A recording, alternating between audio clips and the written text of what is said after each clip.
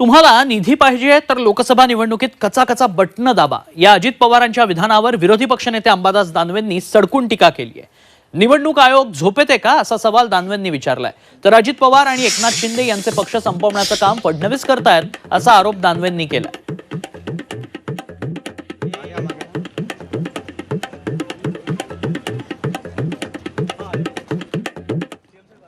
Button दाबा आणि निधी घ्या हे प्रलोभन नाही आहे. अरे तर हीच गोष्ट कोणी विरोधी पक्षाच्या लोकांनी केली असते तर आता पण निवडणूक आयोगाने गुन्हा दाखल केला असता.